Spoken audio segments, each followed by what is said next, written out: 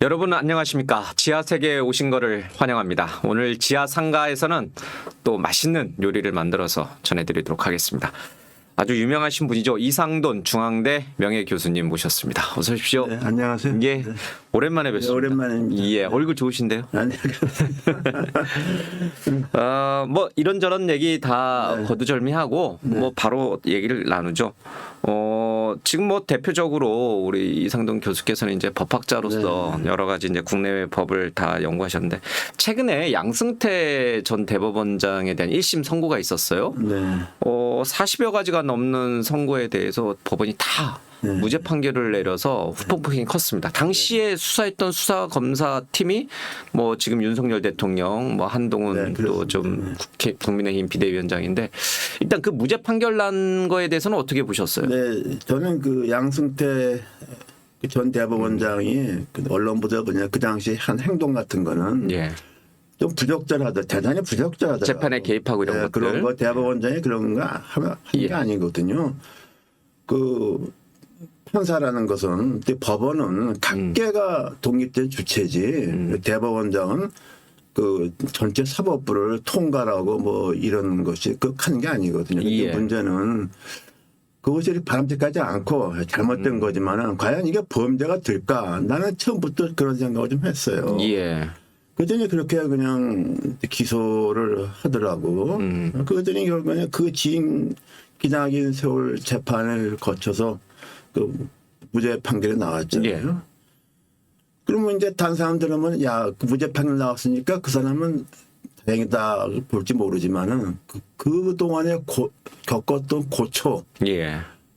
이것을 대응하기 대법원장이라도 자기가 혼자 재판한 게 아니잖아요. 예. 변호사를 구해 거기 들어가는 경제적인 타격. 그 사람 망한 거예요 한마디로. 이런 것을 두고서 이제 검찰권이 남용이라고 우리가 말할 수 있는 거죠. 예. 또 하나는 영미법계에서는 1심에서 무죄 판결이 나오면은 검찰은 항소할 수 없습니다. 그래요? 네, 그렇습니다. 특히 이제 그 재판부가 부패했다. 예. 대심이 부패했다는 경우가 아니면은 그냥 1심 무죄 나오면 끝입니다. 그 유명한 오제이 심슨 사건도 예. 1심에 무죄 나오면 그 재판이 끝난 거예요. 왜냐 그러면은 고등법원 대법원에 항소하고 상고할 수 있는 3심제 권리는 피고인을 위한 거지 검찰을 위한 게 아닙니다. 근데 영입법계 확실한데 대륙법계에서는 일단 하게는 되어 있지만은 일본이고 유럽 대륙에서도 1심에 무죄 나온 사건에서 검찰이 무조건 항소하냐 그런 나라 없어요. 이번에는 이 사건에 대해서는 검찰은 항소하기로 결정을 했죠. 우리나라는 그냥 관성적으로 항소하고 고등법원에서 무죄 나오면 대법원에 또 상고해요. 그렇죠. 대법원에서 무죄 확정되면은 그러면 법무부나 검찰이 반성하는 게 아니라 대법원 판결을 납득하기 어렵다 그래요. 예. 그 대법원 판결 납득하기 어려운 나라에서 무슨 검사를 합니까? 그러니까 우리나라에서는 무죄 받기도 쉽지 않은데 무죄를 받을 것 같으면 3번 무죄 판결을 받아야 돼요. 그동안에 들어가는 피고인이 겪는 말하자면 무고한 피고인이 겪는 신체적 정신적 고통 그다음에 경제적 타격 이런 거 생각하면 이건 뭐 상상이 안 가는 거예요. 예. 그리고 오제이 힘든 재판에 무죄 판결 나오니까 누가 그만두라 그러지 않았는데도 담당 그 검사 두 사람이 다 사표를 내버렸어요. 기소를 했던 검사들이 사표를 자기가 냈다. 뭐 완전히 자기가 완전히 거기에 탈진해버리고 그러니까 사표를 내버리고 그리고 통상적으로 큰 사건에서 1심 무죄 나오면 검사는 그만둬야 됩니다.